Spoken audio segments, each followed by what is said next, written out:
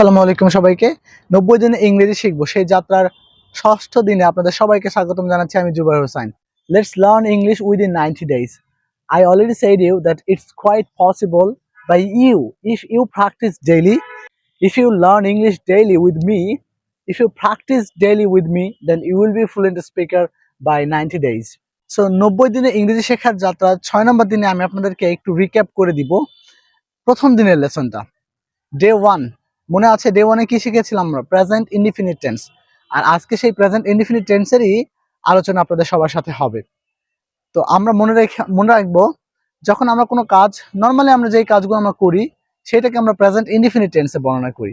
For example, আমরা কি বলি যে আমরা ইংরেজি শিখি, উই লার্ন ইংলিশ। এই কথাটাকে যখন আপনি নেগেটিভ বলবেন যে না, আমরা আসলে ইংরেজি শিখি না, আমরা ইংরেজিটা চর্চা করি না, তখন আমি বলবো আই ডোন্ট লার্ন ইংলিশ, আমি ইংরেজি শিখি না। আই ডোন্ট প্র্যাকটিস ইংলিশ, আমি ইংরেজি চর্চা করি না। হ্যাঁ, মশা আমাকে কামড়ায় না। মশা কিন্তু প্রচুর কামড়াচ্ছে, বাট আমি বলছি মশা কামড়ায় না। তাহলে আপনি বলবেন mosquito does not byte, mosquito does not byte. এইখানে শেখার বিষয় হচ্ছে, যখন আপনি আই, উই, ইউ, দেই, অর্থাৎ আমি, আমরা, তুমি, তোমরা এদেরকে সাবজেক্ট হিসেবে ব্যবহার করবেন, তখন আপনি বলবেন like I don't, we don't, you don't, they don't, এইভাবে বলবেন। আর যখনই আপনি এই আমি, আমরা, তুমি, তোমরা ছাড়া অন্য কাউকে সাবজেক্ট হিসেবে ব্যবহার করবেন, তখন আপনি বলবেন does not. For example, he does not, she does not, my friend does not, sweet he does not, এইভাবে। হ্যাঁ, উদাহরণ দেখা যায় কিছু নেগেটিভ সেন্টেন্সের। বলছিলাম যে আই ডোন্ট প্লে ক্রিকেট, আমি ক্রিকেট খেলি না। Sweety does not cook for me, Sweety আমার জন্য রান্না করে না। We don't have this type of field, we don't have such big field, আমাদের এত বড় মাঠ নেই। He does not have a car, তার একটা গাড়ি নেই। আই ডোন্ট প্লে ফুটবল, আমি ফুটবল খেলি না। Rana does not play football, Rana football খেলে না।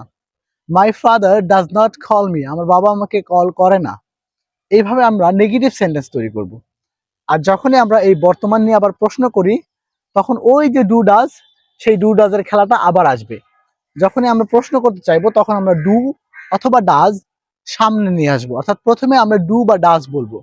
ফর এক্সাম্পল, তুমি কি আমার ভিডিও দেখো? তখন আপনি বলবেন do you watch my video. Sweety কি আমার ভিডিও দেখে? Does Sweety watch my video. তুমি কি ঘুমাও? Do you slip?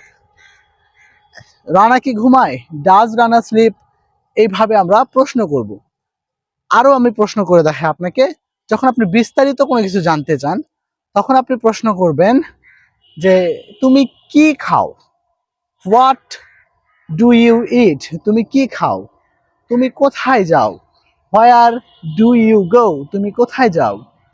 When do you slip, তুমি কখন ঘুমাও? ওয়েন ডু ইউ স্লিপ, তুমি কখন ঘুমাও?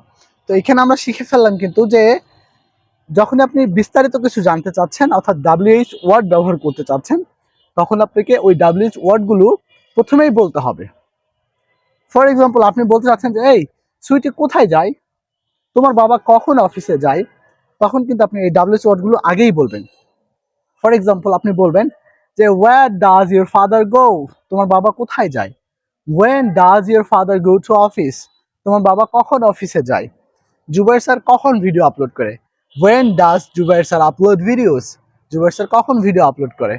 আমাকে অনেক সময় আমার বন্ধুরা জিজ্ঞেস করে যে তুই কিভাবে ভিডিও বানাস, তুই কিভাবে কখন ভিডিও বানাস? তো তারা আমাকে জিজ্ঞেস করে এইভাবে যে how do you make video, তুমি কিভাবে ভিডিও বানাও?